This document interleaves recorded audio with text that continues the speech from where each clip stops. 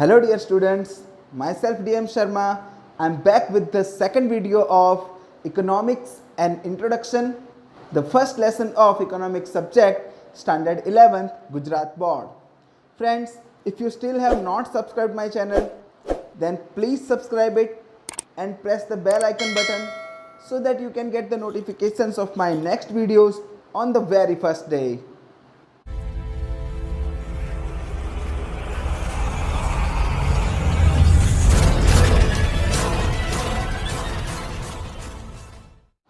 Friends, in my last video, we have studied about meaning of economics as per Indian thought and development of economics as a science in West. Today we will study the different definitions given by Western philosophers like Adam Smith, Professor Alfred Marshall, Robinson and Samuelson. So without wasting time, let's start. So friends, first of all we will study the definition of economics by Adam Smith. In the last video, we have studied that Adam Smith is known as the father of economics because as per the views of Adam Smith only, economics got the status of science. So today we will study his definition, what he said about economics.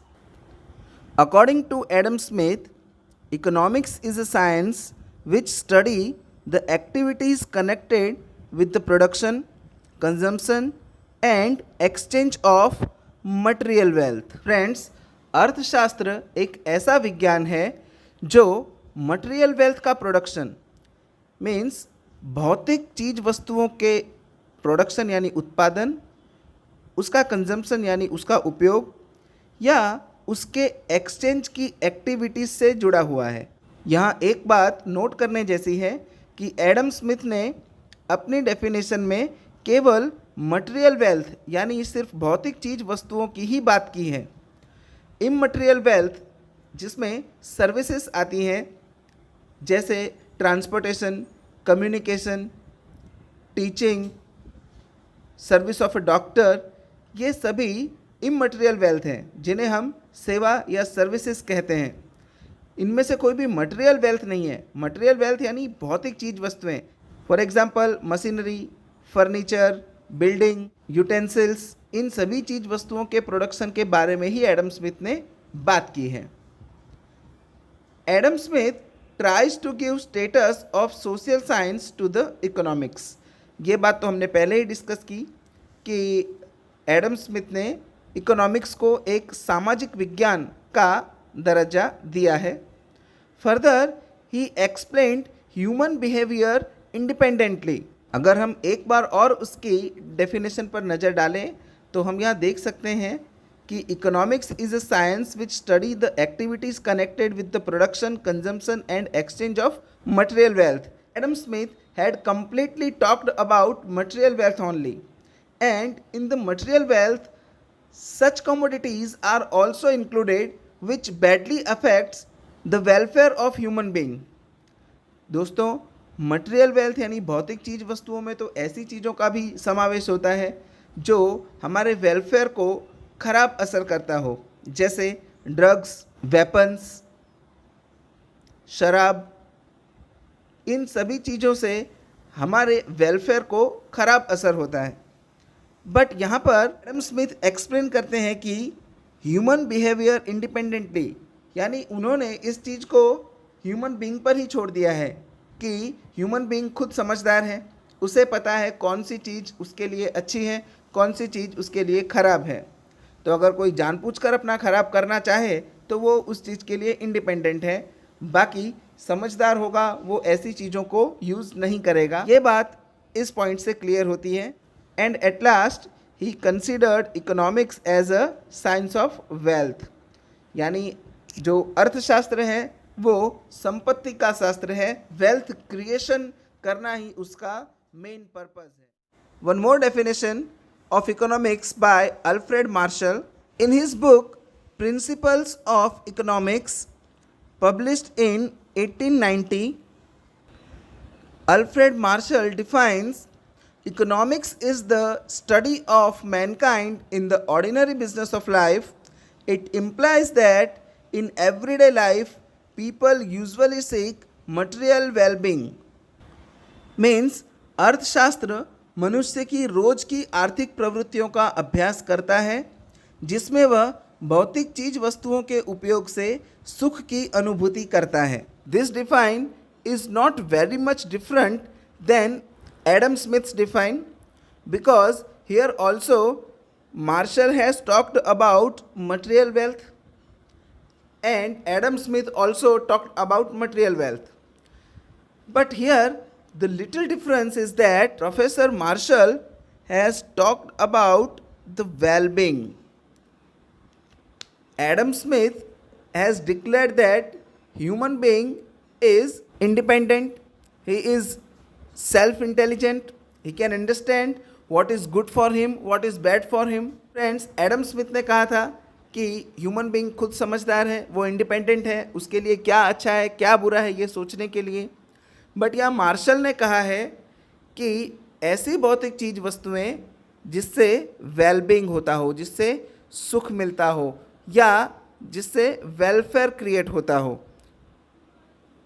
तो यहाँ इसने ऐसे ही material wealth को या ऐसे ही products को ignore किया है जो हमारे वेलबींग के अगेंस्ट हों. This definition defines economics as the study of everyday activity of human beings and seek to explain how well-being is attained from material consumption. यानी ये इस चीज़ पर फोकस करता है कि मटेरियल कंजम्पशन तो करना है, मटेरियल वेल्थ का या भौतिक चीज़ वस्तुओं का उपयोग करके वेलबींग कैसे हासिल किया जाए उस पर फोकस करता है. यानी आप सिर्फ उसी चीज़ से अपना वेलबींग हासिल कर सकते हो जो चीज़ आपके लिए अच्छी है या वो मटेरियल वेल्थ जो आपके लिए फ़ायदा कारक है. This definition is narrow as it talks only about material consumption और मटेरियल वेलबींग. फ्रेंड्स, ये डेफिनेशन नैरो है, छोटी है, क्योंकि ये सिर्फ मटेरियल कंजम्पशन या मटेरियल वेलबींग पर ही फोकस करती है. जो इमटेरियल प्रोडक्ट्स हैं उसके ऊपर इसने ज़रा भी फोकस नहीं किया, इसीलिए हम कह सकते हैं this is not a proper definition. And last point, he has kept human being at the centre of human activity. इंसान जो कोई भी एक्टिविटी करता है उसके सेंटर में इसने ह्यूमन बीइंग को रखा है, उसका वेलफेयर होना चाहिए. यानी आप कोई भी एक्टिविटी करो उससे ह्यूमन बीइंग का वेलफेयर होना चाहिए. One more definition of economics by Lionel Robbins. In 1931, Lionel Robbins, in his book Nature and Significance of Economics, gave the following definition. Friends, आपको यहाँ पर ईयर और रॉबिन्स की book का नाम याद रखना है. It can be asked in 1 marks question. So, Robbins gave his definition as economics is the science which studies human behavior as the relationship between ends and scarce means which have alternative uses. Friends, Robins के हिसाब से economics एक ऐसा science है जो human being के behaviour को study करता है कि किस तरह से ह्यूमन बीइंग ऐसे साधन जिनकी अछत है, मीन्स जिनकी स्कैरसिटी है, और जिनका अल्टरनेटिव यूजेस है. अल्टरनेटिव यूजेस मीन्स एक से ज़्यादा उपयोग. फॉर एग्ज़ाम्पल, आपको ज़मीन खरीदनी है. अब ज़मीन सिर्फ आपको नहीं, बहुत से लोगों को खरीदनी है और ज़मीन एक लिमिटेड मात्रा में है. ज़मीन को बढ़ाया या घटाया नहीं जा सकता. Means there is a scarcity of land and there are multiple uses, alternative uses of land. एक इंसान है जिसे ज़मीन खेती करने के लिए चाहिए, एक इंसान है जिसे ज़मीन मकान बनाने के लिए चाहिए, एक इंसान ऐसा है जो उस पर फैक्ट्री डालना चाहता है, एक इंसान ऐसा है जो उस पर स्विमिंग पूल बनाना चाहता है, एक इंसान है जो उस पर स्पोर्ट्स ग्राउंड बनाना चाहता है. मीन्स आपके पास साधन लिमिटेड हैं और उन साधनों के एक से ज़्यादा उपयोग हैं. तो ऐसे सिचुएशन में इंसान कैसे उन साधनों का उपयोग करता है, इस टॉपिक पर इकोनॉमिक्स फोकस करता है। Human wants are unlimited and most wants keep on recurring. Friends, जैसा कि हम जानते हैं कि इंसान की ज़रूरतें कभी ख़त्म नहीं होती। आप उसकी एक ज़रूरत को सेटिस्फाई करेंगे, थोड़े टाइम बाद उसकी दूसरी ज़रूरत ऑटोमेटिक क्रिएट हो जाएगी। जैसे कोई ये सपना देखता हो कि काश मेरे पास एक बाइक होती तो साइकिल से आने जाने में जो दिक्कत होती है वो मुझे ना होती। आप अगर उसे बाइक दिला देंगे तो कुछ समय बाद उसके मन में कार पाने की डिज़ायर आएगी कि काश मेरे पास कार होती। अगर उसे कार भी दिला दी जाए तो वो और ज़्यादा महंगी कार, लग्जरियस कार के बारे में सोचेगा, बड़े मकान के बारे में सोचेगा। मीन्स यहाँ पर ह्यूमन बीइंग की जो डिज़ायर्स है वो कभी भी सेटिस्फाइड नहीं होती। इसीलिए कहते हैं कि human wants are unlimited and most wants keep on recurring. कुछ तो ऐसी इच्छाएं होती है या कुछ ऐसी डिमांड्स होती हैं जो बार बार क्रिएट होती हैं। जैसे भूख, प्यास। आपने एक बार खाना खा लिया, कुछ घंटों बाद आपको फिर से खाना पड़ेगा। आपने एक बार पानी पी लिया, थोड़े टाइम बाद आपको फिर से प्यास लगेगी। कई ऐसे एग्जाम्पल्स हैं जिनकी डिमांड बार बार क्रिएट होती है। On the other hand, resources which help in satisfying human wants are limited and have alternative uses.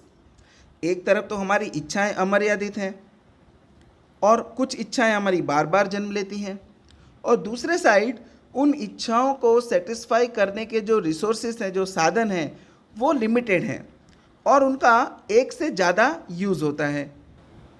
Hence, economics must deal with the problem of allocation of scarce resource in the satisfaction of human wants to the maximum possible extent.